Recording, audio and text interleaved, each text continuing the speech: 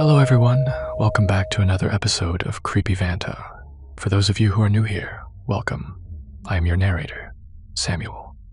If you don't mind, please remember to subscribe if you like the story, so you don't miss any future episodes. She checked in again last night, room 9, cash, one night, same as always.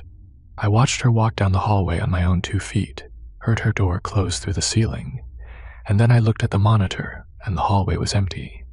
It has been like that for months now. The cameras don't see her. My phone doesn't see her. Nothing that records sees her. But she is real. She signed the logbook. She used the towels. And I am starting to think the cameras aren't wrong. I am just not watching the same motel they are anymore. But I should start at the beginning. I took the job because I wanted something I could verify.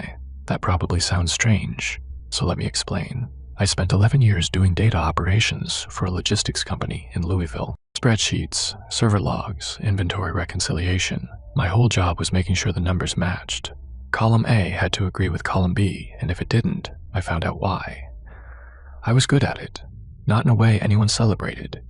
Nobody throws a party for the guy who catches a decimal error in a shipping manifest, but I was reliable. I showed up, I verified, things balanced. My marriage worked the same way for a while. We checked the boxes. Mortgage, dinner schedules, weekend routines. Then one year the boxes stopped matching, not dramatically. There was no affair, no blow-up, no single terrible night. The numbers just drifted until the columns didn't agree anymore, and neither of us could find the error. She moved to Indianapolis. I stayed in the apartment for another 8 months, going to work, coming home, eating over the sink. Then the company restructured my department out of existence, and I sat in that apartment for 2 weeks without a reason to leave it. That is when I knew I needed to go somewhere that didn't know me. Somewhere my only job was to sit and watch and make sure things were what they appeared to be. The Pine Ridge Motor Lodge was not a destination. It was a place you passed through on Highway 68 in Caldwell County, western Kentucky, somewhere between the interstate and the kind of small towns that don't make it onto most GPS systems. 24 rooms in a 2-story L shape, rust-colored doors, a parking lot big enough for maybe 30 cars but rarely holding more than 6. Across the highway there was nothing, the soybean field that went flat to the tree line, and beyond that, the kind of dark that doesn't have a bottom. At night, the only proof the world continued past the parking lot was the occasional pair of headlights on 68, and the sound of dogs barking somewhere south, always far enough away that you couldn't tell how many there were. The pool had been drained 4 years before I arrived. The sign out front still said vacancy in half-dead neon, the V flickering on damp nights, like it was asking a question it already knew the answer to. Dale Creasy owned it. 73 thick glasses, a voice like gravel being poured slowly into a bucket. He lived in a small house behind the property with 2 cats and a television that was always on. He handled the day shift himself, which mostly meant sitting in the lobby reading hunting magazines and occasionally checking someone in. He needed someone for nights, 11 to 7. The pay was low, but the rent on the efficiency apartment above the laundromat in Kenton was lower, and I didn't need much. He interviewed me in the lobby on a Tuesday afternoon in September. The carpet was a dark burgundy that had probably been red once. The desk was fake wood laminate with a brass lamp that buzzed at a frequency I could feel in my back teeth. Behind the desk, mounted on a shelf, was a monitor showing 6 camera feeds in a grid. "You watch these," Dale said, tapping the monitor. "You check people in. You walk the lot once at 2, once at 4. Lock the lobby door at midnight. Unlock it at 6. That is it." I asked him if there was anything else I should know. He looked at me for a moment longer than felt casual. Then he said, "It is a quiet place. Keep it that way." I started that Thursday. The cameras became my favorite part of the job within the first week. There were 6 of them. Dale had installed the system about 12 years before I arrived. A basic DVR setup with wired cameras. Nothing fancy. The monitor showed all 6 feeds simultaneously in a 2x3 grid, and I could click into any individual feed to see it full screen. The footage recorded on a loop, overwriting itself every 72 hours unless I flagged something for Dale to review. Camera 1 covered the parking lot, wide angle, slightly washed out by the sodium vapor lamp on the pole at the lot's edge. Everything in its frame was tinted amber. On clear nights, I could see the highway beyond the lot, headlights passing in pairs like slow-moving animal eyes. On rainy nights, the whole image smeared into streaks of orange and black. Camera 2 was the lobby, mounted above the front door, angled down at the desk. It showed me from above and behind. My shoulders, the desktop, the logbook, the top of my head. Behind me, visible on the feed, was the round analog clock Dale kept on the back wall, white face, black numbers, secondhand, that never quite moved smoothly. I could glance at the monitor and see the clock, or I could turn around and see the actual clock. Camera 3 covered the upstairs hallway, rooms 7 through 12, a narrow corridor with a rust-colored carpet runner and brass-numbered doors. The hallway ended at a window that looked out over the back lot. On the camera, the hallway had a slight fishbowl curve at the edges. Camera 4 pointed at the pool area, the empty basin, the chain-link fence around it, a pair of plastic lounge chairs. No one had sat in since before the pool was drained. I never saw anything move on camera 4 except rain. Camera 5 covered the downstairs hallway. Rooms 1 through 6, same carpet, same brass numbers, same geometry as camera 3, but on the ground floor. Camera 6 watched the back lot. Dumpsters, the back of Dale's house, a strip of gravel where staff were supposed to park. On most nights, this camera showed nothing but the dumpster lids and the occasional raccoon. I liked the grid. 6 squares of the world, each one stable and contained. Nothing in them required interpretation. A car was in the lot or it wasn't. A door was open or closed. A hallway was empty or occupied. The cameras didn't have opinions. They didn't drift. They showed what was there. After 11 years of making columns match, I found something deeply comforting about that. I'd sit at the desk with my coffee. The old Mr. Coffee machine Dale kept on a table behind the counter, the kind with the orange warming light and the glass carafe that was permanently stained brown. And I'd watch the 6 feeds cycle through their patient, truthful vigil. Moths on camera 1, rain on camera 4, my own shoulders on camera 2. Some nights I'd watch myself on camera 2 the way you'd watch a stranger. The overhead angle made me look smaller than I felt, more contained. The man on the monitor sat still, turned pages, reached for his coffee cup. He looked like someone with a simple life, and from the camera's perspective, that was exactly what I had. The first time it happened was a Tuesday in late October, about 6 weeks into the job. The night had been quiet. I checked in a trucker around midnight, room 3, one night, credit card, and watched him haul his bag up the stairs on camera 5, because he'd gone the wrong way before correcting himself. After that, nothing. The highway had gone silent around 12:30. The coffee was on its second pot. I was reading a water-damaged copy of a John Grisham novel I'd bought for 50 cents. At 1:17 a.m., I remember the time because I just glanced at the lobby clock. The front door opened. She came in with the cold air. Mid-50s, I guessed. Gray-brown hair pulled back in a low knot, a canvas overnight bag, olive green, worn soft at the handles. She wore a navy jacket over a plain shirt, dark pants, flat shoes. Nothing remarkable about any of it. She looked like someone who'd been driving a long time and wanted to stop. "Evening," she said. Her voice was quiet, not shy, just low volume, the way some people speak when they're used to being in quiet places. "Looking for a room? Room 9, if it is available." I checked the board. Room 9 was open. Almost everything was open. I pulled the key from the hook, an actual brass key on a diamond-shaped fob, because Dale had never upgraded the upstairs rooms past the original hardware, and set it on the counter. One night, she paid cash, 2 20s and a 10, exact. I wrote her into the logbook. Dale insisted on the paper log, even though we had a basic computer system, and she signed her name in neat, upright handwriting. I didn't catch the name clearly. Something starting with M. She picked up the key, thanked me, and walked out through the lobby door toward the exterior stairs. I watched her go. She moved the way tired people move, steady but unhurried, each step deliberate. I heard her shoes on the metal stairs, then the faint sound of footsteps on the upstairs walkway, then the distant click of a door. And then, out of habit, I glanced at the monitor. Camera 2, the lobby feed, showed me sitting at the desk. The logbook was open in front of me. The clock behind me read 1:19, but the lobby was empty. I was the only person in the frame. There was no woman, no bag, no conversation. On the recording, I had opened the logbook, written something in it, reached under the counter for a key, and set it on the desk. All the motions of a check-in performed to an empty room. I looked at camera 3, the upstairs hallway. It showed the corridor stretching toward the far window, dim and still, no one walking, no one at any door. I waited 30 seconds, a minute. Camera 3 showed nothing, but I could hear, faintly through the ceiling, the sound of a door closing. The particular sound of room 9's door, which had a slight stick in the frame that made it thud rather than click. I looked at camera 1, the parking lot. I hadn't noticed a car pull in, but I'd been reading. The camera showed the lot, the trucker's rig in the far corner, my car near the stairs, and empty spaces under amber light. No other vehicle, no headlights, no recent arrival. I sat there for a while. The desk lamp buzzed. The coffee maker gurgled. The monitor showed 6 calm, empty feeds. I was alone in every frame.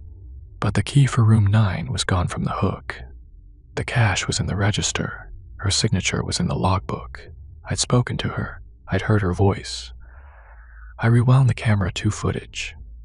I watched it from 1:15 onward, slow. At 1:17, on the recording, I looked up from my book. I set the book down. I opened the logbook, picked up a pen, wrote something, reached under the counter, set something on the desk, looked toward the door, looked back at the logbook, picked up my book again. No one entered. No one stood at the counter. No one spoke to me. On the camera, I performed an entire check-in interaction with no one. I watched it 3 times. I switched to camera 3 and scrubbed through the same window. The upstairs hallway remained empty. No one walked it. No door opened. Room 9's door stayed closed, but I'd heard it close. I'd heard her shoes on the stairs. I sat with it, the rational part of my brain, the part that spent 11 years reconciling columns, offered explanations. The cameras were old. The compression codec dropped frames sometimes. Maybe the IR sensors had a blind spot. Maybe the motion detection trigger had a threshold she fell below. These were reasonable possibilities. None of them explained why every single camera missed her simultaneously, but each one individually sounded plausible enough to lean on. I noted it in my shift log. Camera 2/3 recording anomaly, 1:17 to 1:20 a.m., possible compression drop. I didn't mention the guest. I'm not sure why. Maybe because writing, guest checked in but doesn't appear on any camera, felt like writing something that belonged in a different kind of log. I finished my shift. Brenda, the morning clerk, arrived at 6:45 with a travel mug and a crossword puzzle. I told her room 3 and room 9 were occupied. Before I left, I went upstairs and stood outside room 9. I didn't knock. I just stood there. The do not disturb sign was hanging on the handle. Through the door, I could hear nothing. I came back at checkout time. The trucker in room 3 left at 7:15. Room 9's key was on the dresser by 8. The bed had been slept in, one side, covers folded back neatly, one towel used, hung on the shower rod, with a kind of care that suggested habit. The small soap bar had been opened and used once. A water glass sat by the sink with a faint ring of dried water at the bottom. The room smelled faintly like lavender, a clean, ordinary, human-used room. I stripped the bed, replaced the towels, reset the soap. I drove back to Kenton and slept until 3 in the afternoon. And by the time I woke up, I'd mostly convinced myself that the cameras had glitched, and the whole thing was a maintenance issue I should mention to Dale. I didn't mention it to Dale. November came in gray and wet. The trees along the highway went bare. Rain hit the lobby windows, sideways on windy nights, and the parking lot turned into a shallow mirror that doubled the sodium light. The motel settled into its cold weather rhythm, which was even quieter than its warm weather rhythm. Some nights, I checked in, no one at all. I'd sit at the desk for 8 hours, and the only movement on any camera would be rain on camera 1, and my own slow breathing on camera 2. I didn't mind. I'd started bringing a small radio, a battery-powered M unit I'd found at a yard sale, and I'd set it on the counter and let it scan through static until it found a station. Usually country, sometimes a talk show from Paducah or Bowling Green, someone with a slow voice discussing county board minutes or high school football scores.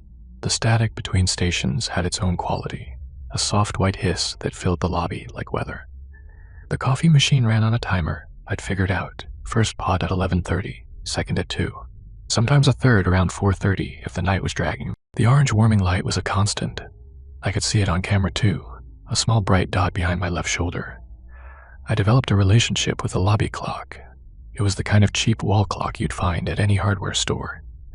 White face, black numbers, a red second hand, but because I could see it both directly and on camera too, it became a kind of calibration tool. I'd glance at the monitor, read the time on the camera feed, then turn around and check the actual clock. They always matched. 2:14 on the monitor, 2:14 on the wall, 3:07 and 3:07. This small agreement was satisfying in a way I couldn't fully explain, like checking a column sum and finding it correct. The ice machine in the upstairs hallway cycled on at unpredictable intervals, usually somewhere around 3 a.m., a deep mechanical groan, then a tumble of ice into the bin, then silence. I could hear it through the ceiling.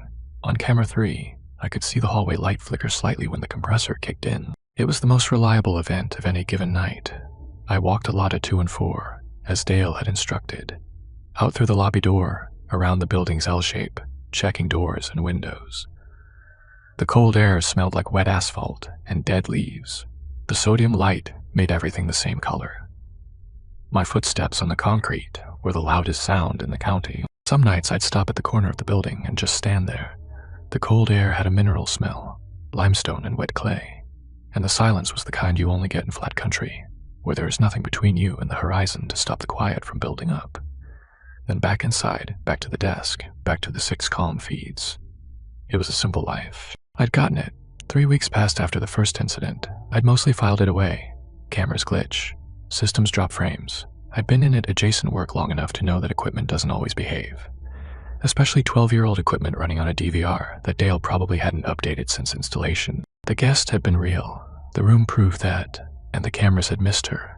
These things happen. Then she came back. A Wednesday night in mid-November. Cold rain, the kind that sounds like static against the windows. I checked in one guest, a woman in her 20s, room 4, credit card, around 11:30, and the lot had gone quiet after that. At 1:22 a.m., the door opened. Same woman, same bag, same navy jacket, same quiet voice. Room 9, it is open. This time I was ready, in a way. Not ready for anything specific. I hadn't planned anything, but when I recognized her, a small wire in my brain tripped, and I found myself paying closer attention. I watched her sign the logbook. I watched her take the key. I watched her walk toward the door, and then, instead of waiting until she was gone, I looked at the monitor while she was still in the lobby. Camera 2 showed me at the desk. The logbook was open. My hand was extended, holding something, the key, but across the counter from me, there was no one. The space where she was standing, I could see her right now, 3 feet in front of me, her hand reaching for the key, was empty on the monitor. I was holding a key out to nothing. I looked at her. She took the key. Her fingers were cool and dry. Real fingers, a real hand. "Thank you," she said. "Sleep well." She walked out. I heard her footsteps on the stairs. I watched camera 3. The upstairs hallway remained empty. No footsteps, no shadow, no door opening. But 15 seconds later, from directly above me, the thud of room 9's sticky door. I sat very still. The desk lamp buzzed. On the monitor, 6 feeds showed a motel with 1 occupied room, room 4, downstairs, and nothing else. No second guest, no second car. No evidence that anyone had entered the building in the last 2 hours, except the woman in room 4 who was, according to camera 5, already asleep with her light off. But the logbook had 2 entries. The register had cash from 2 transactions. 2 keys were missing from the board. I did not note it as a camera glitch this time. I didn't note it at all. I sat there and drank my coffee and listened to the rain and tried to figure out what kind of problem I was dealing with. The next morning, after she'd gone, same evidence, same neatly used room, same lavender trace. I went into Dale's filing cabinet in the back office. Dale kept paper records going back decades. Not organized well, but kept. Logbooks stacked in cardboard boxes by year, each one a slim black hardcover with lined pages. I pulled the last 5 years and brought them to the desk during my next shift. It took me 3 nights to go through them all. working during the dead hours between 2 and 5 when nothing moved. I was looking for room 9. For cash payments, for the handwriting. I found her. She appeared in the logbooks roughly every 3 to 4 weeks, going back at least as far as the records I had. 5 years, always room 9. Always cash, always a single night. The handwriting was consistent, neat, slightly slanted to the right, with a distinctive way of crossing her T's. A long horizontal bar that extended past the letter. The names varied. Sometimes it was M. Callahan, sometimes M.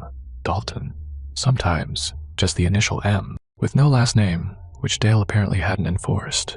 But the handwriting was the same. Every time, I counted. In the 5 years of logbooks I had access to, she checked in approximately 68 times. Room 9, cash. One night, every 3 to 4 weeks. As regular as the ice machine. Then, I checked the camera footage. Dale's DVR kept 72 hours before overwriting, but there was an archive function. He'd set the system to save one 24-hour snapshot per week to an external hard drive. A basic backup in case of break-ins or disputes. The hard drive was in the back office, a chunky black rectangle with a decade's worth of weekly snapshots. I spent 2 more nights going through archived footage on the dates closest to her logbook entries. I checked camera 2 and camera 3 for the windows between midnight and 3 a.m. She was never there. Not once. Not on any archive snapshot I could find that fell near a check-in date. The lobby footage showed me, or Gerald, the previous night clerk, performing check-in motions with nobody present. The hallway footage showed an empty corridor during the exact windows when, according to the logbook, she would have been walking to room 9, 68 check-ins, 0 camera appearances. I asked Dale about it on a Thursday afternoon, catching him in the lobby as he was finishing his day shift. I tried to keep it casual. Hey Dale, we have a regular in room 9. Older woman comes in every few weeks, pays cash. He was putting his reading glasses in their case. His hands didn't stop moving, but something in his shoulders shifted. A small tension, there and gone. We get regulars, he said. Highway people, sales routes, family visits. Room 9's a popular room, corner unit. Quiet. This one's been coming for a while. I saw her in the old logbooks, same room every time.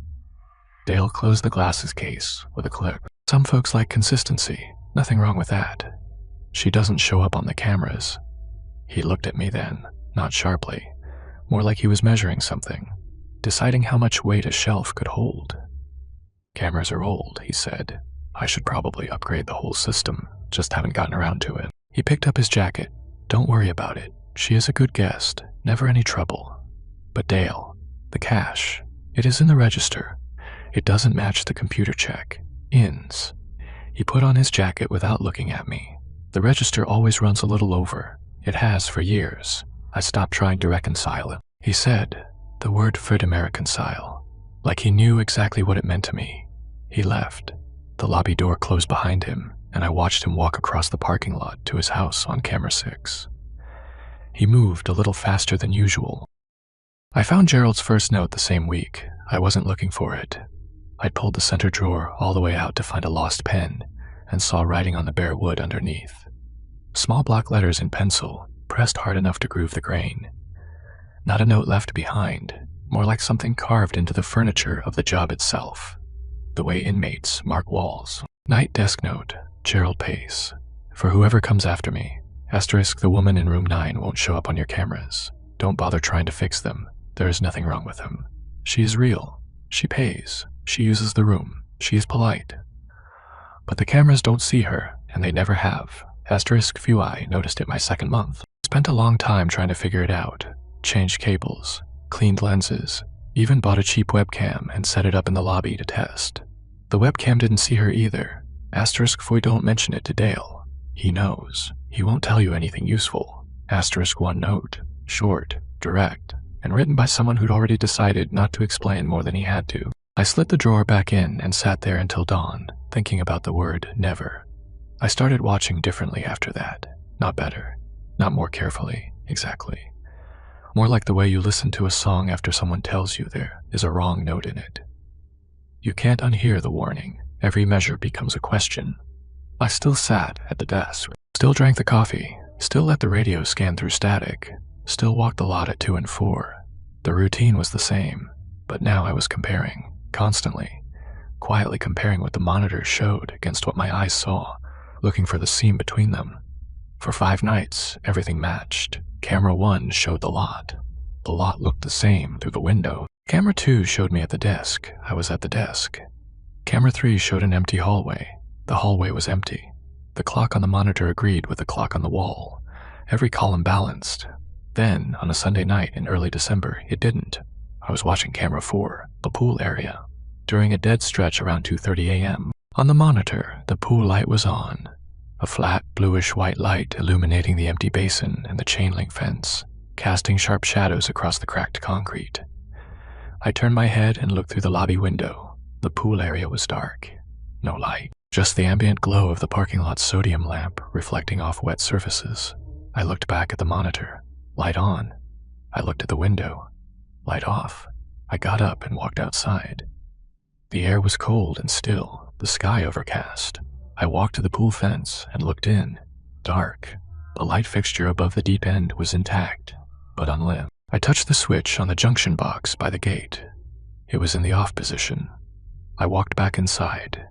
Camera 4 still showed the pool light on, bright and steady, illuminating a basin that I had just stood beside in the dark. I watched it for 40 minutes. At 3:14 a.m., the light on the monitor went off. Just like that, one frame, it was on. The next, it wasn't. Camera 4 now showed the same dark pool area I'd been looking at through the window all along. I wrote it down in a small notebook I'd started keeping separate from the shift log. Asterisk the 7th of December. Camera 4 pool light on 2:30 to 3:14 a.m. Verified off in person. Asterisk 2 nights later. Camera 1 showed a dark blue pickup truck in the parking lot's second row, near the highway edge. It was there when I checked the monitor at 1 a.m. I walked the lot at 2. No truck, no tire impressions in the thin layer of frost that had formed on the asphalt. I came back in. The truck was still on the monitor. By 4 a.m., it was gone from the feed. Asterisk the 9th of December. Camera 1 blue pickup, 1 o'clock, approximately 3:45 a.m. Verified absent in person. Asterisk 3 nights after that. The clock. Camera 2 showed the lobby clock at 2:51. I turned around. The wall clock read 2:47. A 4-minute gap. I watched both. The monitor clock was running ahead. By 3:30 they had synced again, both reading 3:30 exactly, as if the discrepancy had never happened. Asterisk the 12th of December. Camera 2 clock 4 minutes ahead. 2 to 5 1 half. 47. Synced by 3:30. Asterisk that night. Restless. I ran my hands along the underside of every surface at the desk. If Gerald had hidden one note, maybe he'd hidden more. Under the keyboard shelf, I found an envelope. Same pencil block letters on the outside. Asterisk GP. Part 2. Asterisk inside. 2 sheets of yellow legal paper folded into thirds. It is not just her. Asterisk started noticing other things. Small things. The kind of thing you'd only catch if you stared at the monitors as much as I do. Asterisk Sue Tuesday night. Camera 4 showed the pool light on at 2:15 a.m. I looked out the window. Pool light was off. Walked out to check. Off. Came back in. Checked the monitor. Still showing the light on. Went back out. Off. This went on for 20 minutes. Then the camera feed corrected itself. Asterisk Thursday. Camera 1 showed a white sedan in the lot, parked in the space nearest the highway. I walked the lot at 2 a.m. No sedan. No tire marks. Camera showed it until 4 a.m. Then it was gone from the feed too. Asterisk Friday. I was looking at camera 2, the lobby feed. The clock behind me on the monitor read 3:12. I turned around. The actual clock read 3:08, 4 minutes off. I watched them both. The monitor clock was running faster. By 4 a.m. they'd synced back up. Asterisk phase. I know how they sound, but they're consistent. They don't happen every night, but they happen every week. And they're always the same kind of wrong. The camera shows something that isn't there, or doesn't show something that is, or shows something slightly different from what my eyes see. Asterisk if I don't know what to make of it. The cameras work. I've tested them. They record. They play back. The hardware is fine. They just don't always agree with what is actually in front of me. Asterisk the second sheet was dated about a year after the first. I've been here 3 years now. The divergences, that is what I've started calling them, are more frequent, maybe 2 or 3 a week. Still small. A door open on camera that is closed in person. A light on versus off. A car present versus absent. The clock thing happens about once a week now. The gap is usually 2 to 5 minutes. It always corrects itself by morning. *save. I've started keeping a tally. In the last 3 months, 34 divergences. Camera 1 accounts for most of them. Cars. Lights. Camera 2 has the clock issue. Cameras 3 and 5 occasionally show doors in different positions. Camera 4 shows the pool light on roughly once a week when it is actually off. Camera 6 is the most reliable. I've only caught it disagreeing with reality twice. Both times showing Dale's kitchen light on when his house was dark. * in the room 9, woman comes like clockwork. She is the biggest divergence. A whole person the cameras refuse to see, but she is also the most stable one. She doesn't change. She doesn't escalate. She checks in, sleeps, and leaves. Whatever's happening with the cameras, she seems to be at the center of it, or at least she is the most visible symptom. *shy she is real. I've shaken her hand, but the cameras say she isn't, and I'm starting to wonder what else the cameras say that I should be paying more attention to. I read Gerald's second set of notes 3 times. He'd seen the same things I was seeing. The pool light, the phantom cars, the clock, the same pattern, the same small, self-correcting divergences that you could explain away one at a time, but couldn't ignore as a group. He'd even started counting them, 34 in 3 months. I checked my own notebook. I was at 11 in 2 weeks. Gerald had been right. The divergences were small, specific, and self-correcting. They always resolved by morning, and they always involved the cameras showing something that my eyes contradicted. Never the reverse. The cameras added things that weren't there, or showed things in a state my direct observation didn't confirm. My eyes, as far as I could tell, saw the motel as it physically existed, but Gerald had also said the divergences got more frequent the longer you stayed, and I could already feel the tally growing. By the middle of December, I was logging 2 or 3 per week. A door on camera 5 standing open when I could see from the lobby that it was closed. A figure on camera 6, just a shape, too brief to identify, crossing the back lot at 3 a.m. when the lot was empty. The coffee maker's orange light visible on camera 2 after I'd unplugged it for the night. Small things, the kind of things you could explain away individually, but collectively, they formed a pattern I couldn't ignore. The cameras were showing a motel that was almost, but not quite, the same as the one I was sitting in. I tried Gerald's phone test on a Thursday night in late December. I didn't know it was Gerald's test yet. The idea came to me on its own. If the cameras and my eyes disagreed, what would my phone show? It was basic troubleshooting. Add a third data source. See which side it takes. No guest in room 9 that night. She wasn't due for another week or so. I chose a moment when I knew there was a divergence happening. Camera 3 was showing the upstairs hallway with the light at the far end, the one near the window on. From the lobby, I could see through the exterior window that the upstairs walkway was dark at that end. I took out my phone, opened the camera app, held it up and pointed it at the upstairs walkway through the lobby window.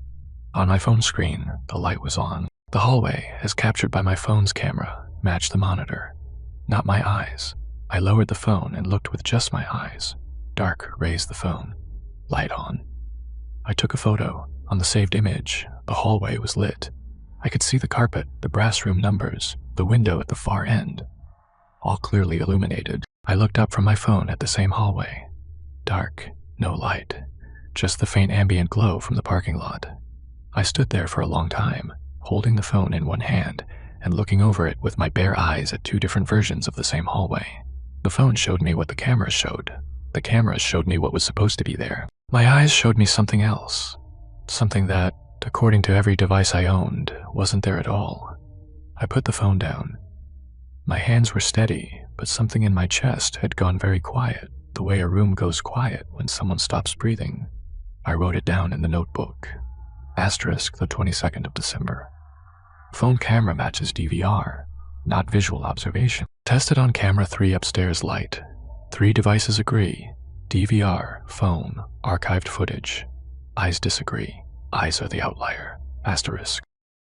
I underlined that last sentence. Then I remembered Gerald's first note. He'd said the cameras were fine, but had he tested with his phone?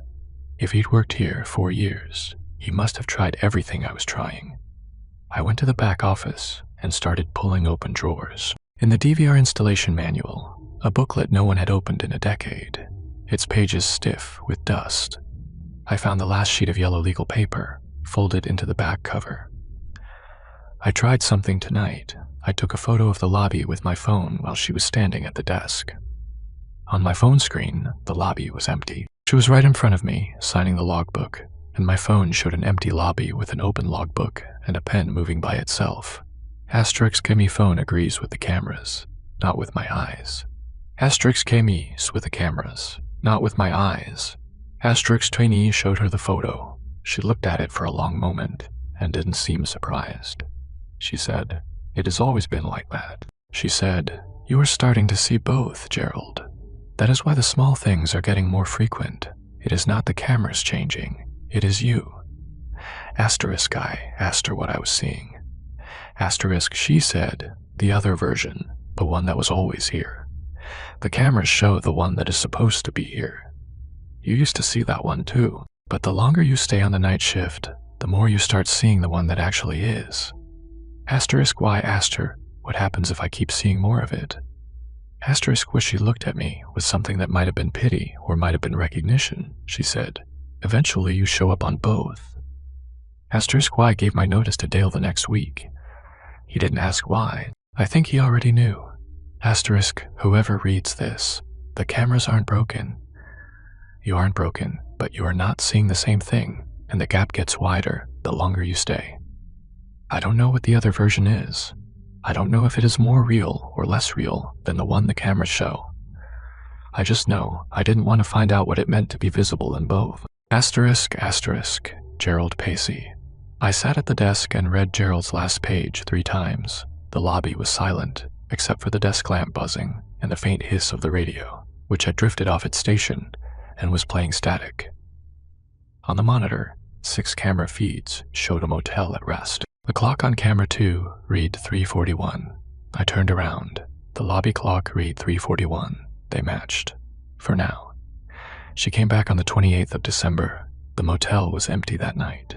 No other guests. Just me and the 6 cameras and the rain, which had been falling since noon.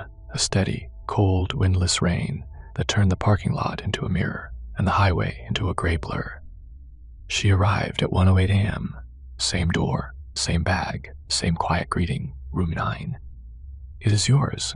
I handed her the key. She signed the logbook. I didn't look at the monitor. I already knew what it would show. But this time, before she turned to leave, I spoke. "Can I ask you something?" She paused. Her eyes were brown, calm, attentive. Up close, in the light of the desk lamp, I could see small details I hadn't registered before. A thin scar on her left hand, reading glasses tucked into her jacket pocket, a wedding ring worn smooth. Real details, the kind of details that belong to a person with a history. "Of course," she said. "You've been coming here a long time." "I have." "Room 9 every few weeks." She nodded, not defensive, not surprised I'd noticed. "The cameras don't see you," I said. She set her bag down on the counter. The motion was gentle, like she was giving the conversation permission to be longer than a check-in. "No," she said, "they don't. My phone doesn't see you either. I tested it." I know. Gerald tested it too. The sound of his name in her mouth made the room feel smaller. She'd known him. She'd had this conversation before, or one like it. "Are you?" I started, and then stopped, because I didn't know how to finish the question. "Are you real? Are you a ghost? Are you something I am imagining?" None of those questions fit. She was standing in front of me. She'd signed the logbook. She had a scar on her hand and reading glasses in her pocket. She was the most physically present person I'd encountered in months. "Am I real?" She finished for me. A small, tired smile. "Yes, as real as you are. More real than some things the cameras show." "Then why can't they see you?" She looked at the monitor behind me. 6 feeds.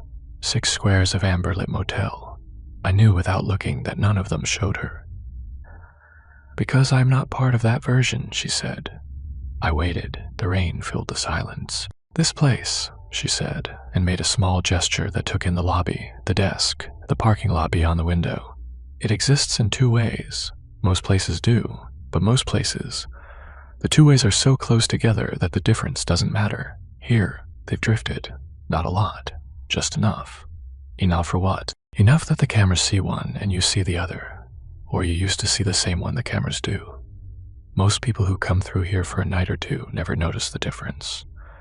Because for them, the two versions are still overlapping. But the longer you stay, the longer you sit here at night, watching, comparing, the more you start to see the one the cameras can't. Gerald's notes said the same thing. He said, the divergences got worse over time. They're not getting worse, she said gently. You are just getting better at seeing them. The pool light was always on in the other version. The truck was always parked there. The hallway light is always lit. You just couldn't see those things before because you were still calibrated to the version the cameras record. Which version is real? She picked up her bag. Both of them. That is what makes it difficult. Gerald said. You told him he was starting to show up on both. Something shifted in her expression. Not discomfort exactly. More like the look of someone who knows the next sentence will change the weight of the conversation. Gerald was here for almost 4 years, she said. By the end, the two versions had gotten far enough apart for him that he was visible in both.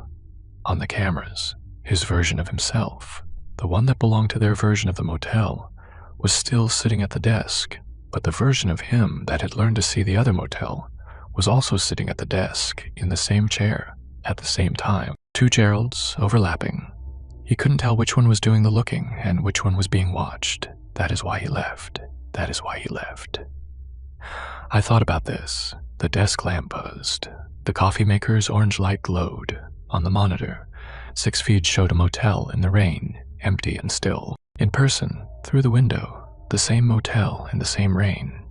Both real, both there, and somewhere in the gap between them, a woman was standing in front of me that no machine would ever confirm. How long do I have before that happens to me? I don't know. Gerald was slow. He was careful. You might be different. What if I leave? Gerald stopped seeing the divergences after he left. It took a few months, but his eyes recalibrated. He went back to seeing only the version the cameras see. The gap closed. So it is reversible. The seeing is, but once you've known the gap exists, you don't forget it. Gerald can't look at a security camera anymore without wondering which version it is recording. He told me that last year. He stops by sometimes, during the day, just to ask Dale how the motel is doing. He never comes at night. She adjusted the bag on her shoulder. I need to sleep. Long drive tomorrow. Where do you go? Between visits. Around, I drive. I stop at places where the two versions are close enough that it doesn't matter. Most of the country is like that. But this place, I come back here because it is the only place I exist fully. In the version the cameras see, I was never here. I have no record, no footprint, no digital proof that I've ever checked into this motel. But in the version you are learning to see, I've been coming here for a very long time, and this is the only place I can sleep without feeling like I am disappearing.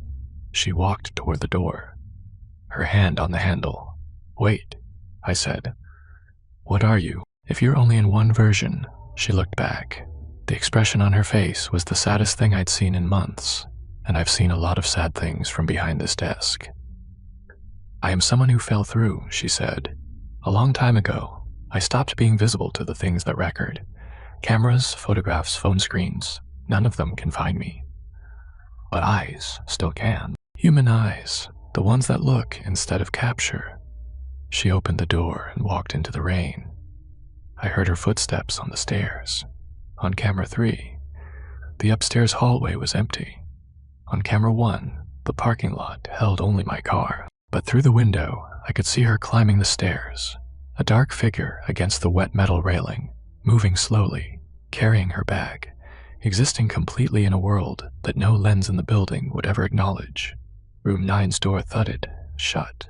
The sound was real, the silence after it was real. The rain was real. The coffee was real. The man on camera 2 sat alone at his desk in an empty motel, and that was real too. I just wasn't sure anymore which reel I belonged to. January was the coldest month. The motel went days without a single guest. Dale came in less often, sometimes only twice a week, leaving paperwork for me to handle. The highway got quieter after the holidays. Fewer travelers, fewer truckers. The long dead stretch of winter when rural Kentucky pulls into itself and waits. I kept working. I kept watching. The divergences were constant now, not every minute, but every night. I stopped logging them individually because there were too many. Instead, I started noting the times when the cameras in my eyes agreed, and those windows were getting shorter. Camera 1 showed cars that weren't in the lot. Not always the same cars. Different makes. Different positions, as if the camera version of the motel was busier than the one I sat in. Some nights, the camera showed a nearly full lot while I looked through the window at 3 cars and empty asphalt. Camera 2's clock ran independently of the wall clock for longer stretches. The gap widened. Sometimes it was 10 minutes ahead, sometimes 12. It always corrected before dawn, but the correction was taking longer. Where it used to snap back in an hour, now it took 2 or 3. Camera 3 showed people in the hallway, not clearly, never clearly. Shapes moving past the lens with the blurred quality of someone walking just faster than the frame rate could capture. I'd go upstairs and find the hallway empty, the carpet undisturbed. Every door closed, but on the monitor, the hallway was alive with motion I couldn't find in person. Camera 5 started showing the downstairs hallway with lights on in rooms that were unoccupied. Warm light under closed doors. The kind that means someone's reading or watching television inside. I'd walk the hall and put my ear against those doors. Silence, darkness, empty rooms, but on the monitor, they glowed. The camera version of the Pine Ridge Motor Lodge was fuller than the one I lived in. Busier, more occupied.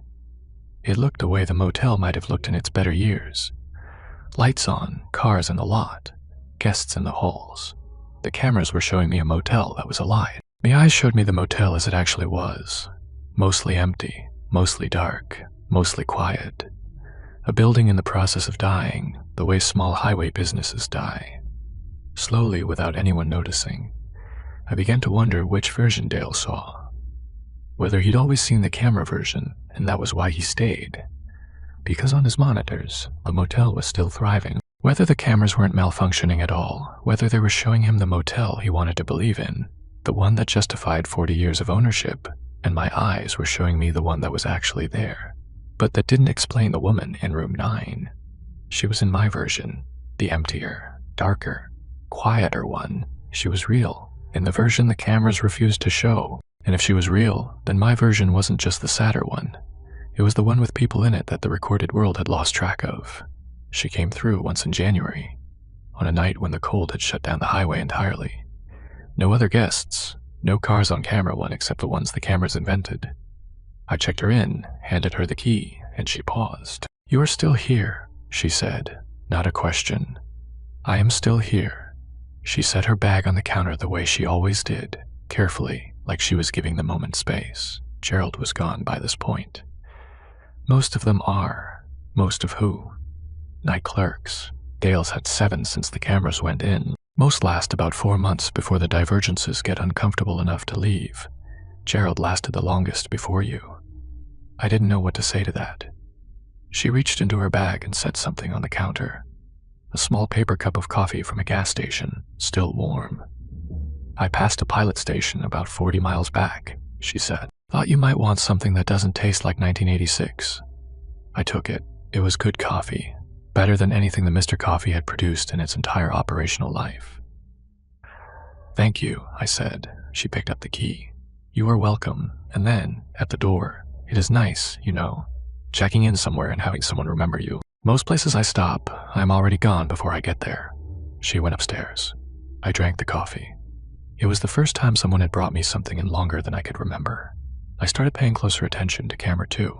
If Gerald's warning was right, if the final stage was becoming visible in both versions, then the lobby camera would be the first place it showed. Camera 2 had always been my anchor, my verification. I could glance at it and see myself. And that agreement, the man at the desk and the man on the screen doing the same thing at the same time, had been the most reliable part of my night. For a while, it held. I'd look at the monitor and see myself looking at the monitor. A perfect loop. Shoulders, desk, logbook, coffee cup, same posture, same moment, same man. Then, on a night in late January, I looked at camera 2 and the man on the screen was writing. I was not writing. I was sitting still, hands in my lap, staring at the monitor. But on camera 2, the version of me was bent over the logbook, pen in hand, writing something with slow, deliberate strokes. I looked down at the logbook in front of me. It was closed. The pen was in the cup where I kept it. I was not writing. On the monitor, I was writing. I watched for 2 minutes. The camera, me wrote steadily, paused, turned the logbook to a new page, continued. His posture was slightly different from mine. He leaned forward more, his shoulders curved in a way mine didn't. The coffee cup was on his left side. My coffee cup was on my right. Then he stopped. He straightened up. He looked directly at the camera, directly at me, through the monitor, and reached for the coffee cup with his left hand. I watched him drink. I watched him set the cup down. I watched him lean back in the chair and fold his arms. I was sitting perfectly still with my hands in my lap, watching a version of myself move independently on a 6-inch monitor behind my own desk. The desk lamp buzzed. The rain had stopped hours ago, and the motel was wrapped in the kind of silence that only happens in the deep country, past midnight, in the middle of winter. No highway noise, no wind. Just the monitors and the lamp and the sound of my own breathing, which I was suddenly very aware of. On camera 2, the other, me unfolded his arms and went back to the logbook. He flipped backward through pages. He ran his finger down a column, the check-in column, and stopped at an entry. He tapped it twice as if confirming something to himself. I opened the logbook, found the page he seemed to be looking at, based on how far back he'd flipped. It was an entry from November. The room 9 guest, one of her early check-ins during my tenure. Her signature, neat, slanted, the long T-bar, was there on the page. On the monitor, the other me closed the logbook and sat back. He looked at the camera again. His expression was neutral, not afraid, not confused, just present, like someone who had been sitting at this desk much longer than I had, and had already made whatever piece there was to be made. Then he picked up a pen and reached for something I couldn't see, something below the desk, out of frame. And camera 2 blinked once, a brief frame of static, and when the image resolved, he was sitting exactly as I was sitting. Same posture, same hands and lap, same angle. The logbook was closed. The pen was in the cup. The coffee was on the right side. The 2 versions had synced. For now, I sat there until dawn. I didn't move. I watched camera 2 and the man on the screen watched me back, and we were the same person again, and I didn't trust it at all. She came back in early February. This time I was expecting her. Not because I'd tracked the pattern, though I had, and she was right on schedule, 23 days since her last visit, but because I could feel it. The motel felt different on the nights before she arrived. Fuller, the cameras showed more cars, more lights, more motion. My eyes showed the same empty parking lot they always showed, but there was a quality in the air, a density, like the building was holding its breath, that I'd come to associate with her. She came in at 1:34 a.m. Light snow was falling, the first of the season, and it dusted the shoulders of her navy jacket like static, room 9. I know. I handed her the key without needing to check the bore. She signed the logbook. I noticed her handwriting was exactly the same as every other entry, the same pen pressure, the same letter spacing. Some people's handwriting changes with fatigue or mood. Hers didn't. It was as consistent as the ice machine. I saw myself on the camera, I said, doing something I wasn't doing. She set the pen down. She didn't look surprised. She looked the way a doctor looks when a patient describes a symptom they were already expecting. What was he doing? Writing, going through the logbook, looking at your entries. How long did it last? 2 minutes, maybe 3. Then it synced back. She nodded slowly. It is starting. What do I do? She was quiet for a moment. Through the window, the snow fell into the sodium light and turned orange before it hit the ground. Gerald left, she said. That is one option. The gap closes. You go back to seeing what the cameras see. You lose the ability to see me, and the motel goes back to being one place instead of 2. What is the other option? You stay. And what happens if I stay? The 2 versions keep separating. Your eyes see more of this one, the cameras see more of that one. Eventually, you are in this version all the time, and the cameras stop showing you at all. You become like me, visible to eyes, invisible to everything else. And if I stay somewhere in the middle, see both, but don't go all the way, Gerald tried that. That is why it took him 4 years instead of 2. He fought it. He tested it. He measured the divergences and tried to slow them down by forcing himself to trust the cameras. It doesn't work. The gap has its own pace. You can't close it once it opens. You can only leave or go through. Go through to what? To here. To the version where the pool light is always on and the hallways lit, and the motel is full of people the cameras forgot. It is not a bad place. It is quieter. It is real. But you can't go back, and no one outside of it will ever have proof you exist. I thought about this. I thought about my apartment in Kenton, which had nothing in it I cared about. I thought about Louisville, which had nothing in it I'd left behind. I thought about my ex-wife in Indianapolis, who I hadn't spoken to in 14 months. I thought about the columns I'd spent 11 years reconciling and how the thing I'd been best at, making records match reality, was the exact skill being taken from me. And I thought about the coffee she'd brought me 3 weeks ago, still warm from a gas station, 40 miles back. The small weight of someone remembering you exists. Do you miss it? I asked. Being recordable. She picked up her bag. The snow was still falling outside, quiet and orange. Sometimes, she said, not the cameras, not the phones. I miss being in photographs. I miss the idea that somewhere, on some device, there is proof that I was standing in a certain place at a certain time. That is what recording really is, proof that you were somewhere, proof that you happened. Without it, you are just a memory, and memories aren't reliable. She paused at the door. You are a careful man, she said. You like evidence. You like verification. This place is going to take that from you if you stay. Not all at once, but steadily. You'll still be here. You'll still be real, but you won't be provable. She opened the door and walked into the snow. I watched her climb the stairs on camera 3. Or rather, I didn't. Camera 3 showed an empty hallway in an empty motel. My eyes showed a woman climbing stairs in the snow, taking each step carefully, her breath visible in the cold air. The key to room 9 in her hand, 2 versions, both real. One of them had her in it.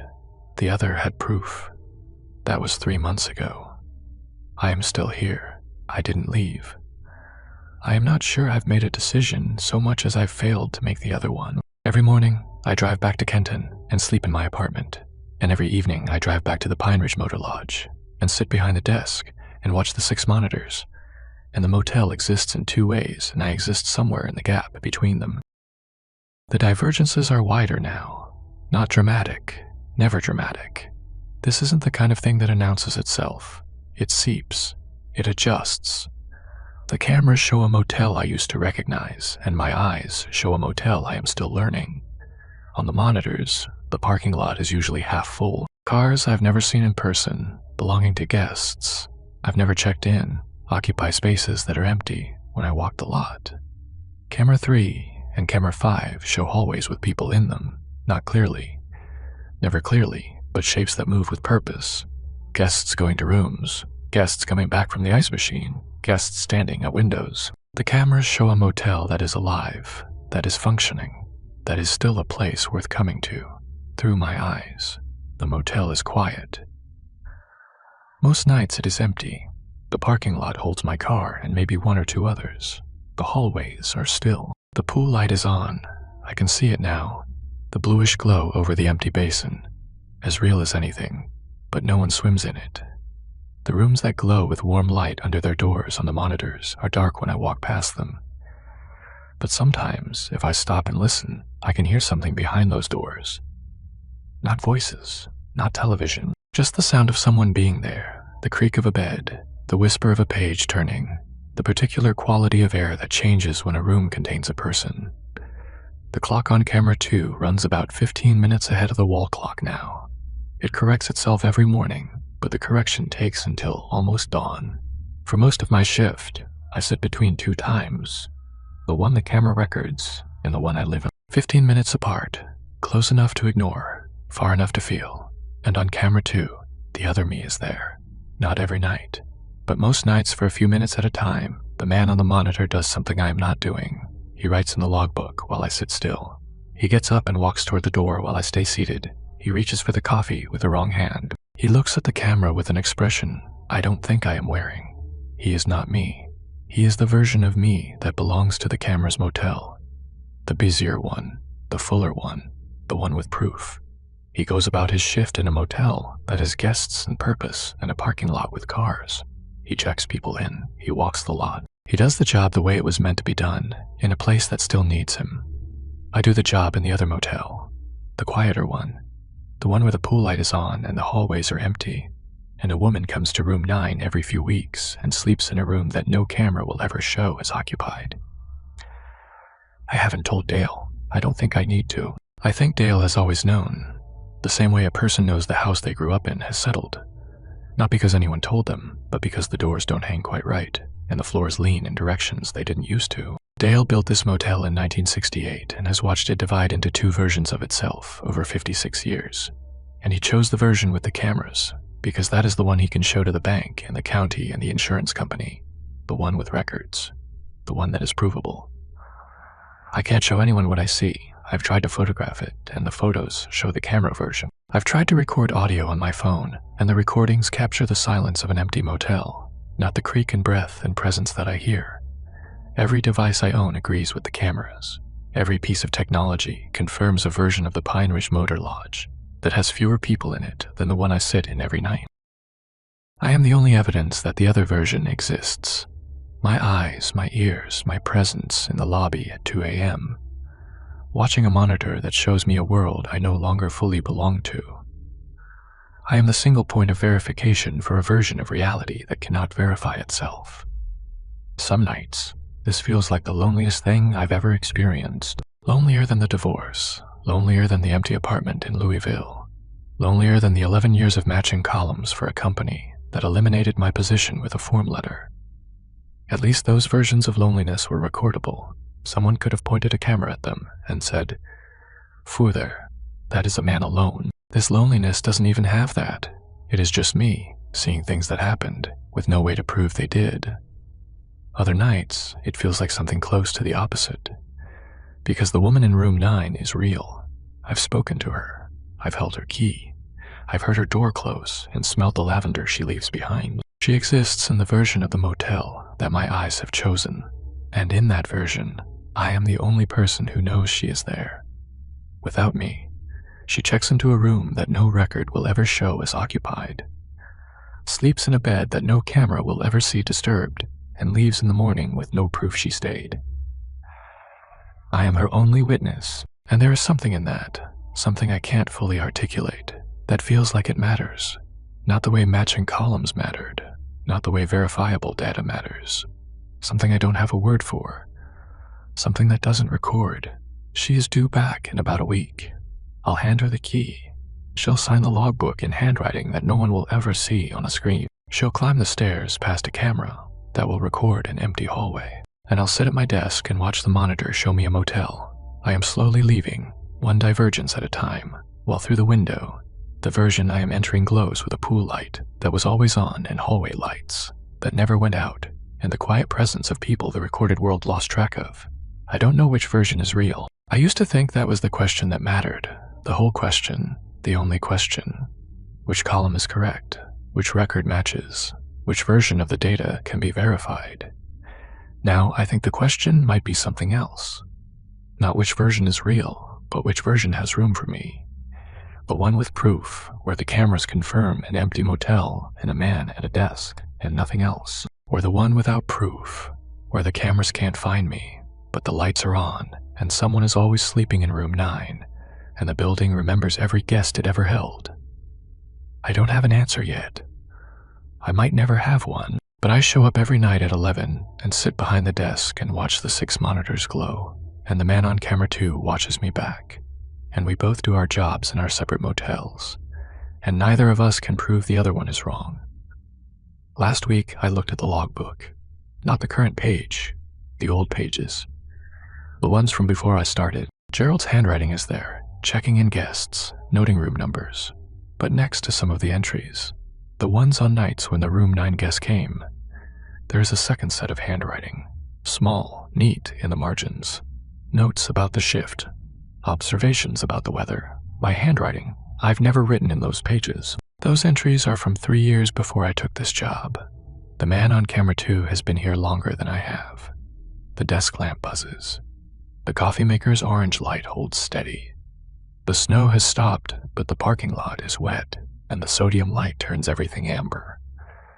On the monitor, the motel is full. Through the window, the motel is quiet. Somewhere upstairs, in a room that doesn't exist on any screen, a woman is sleeping.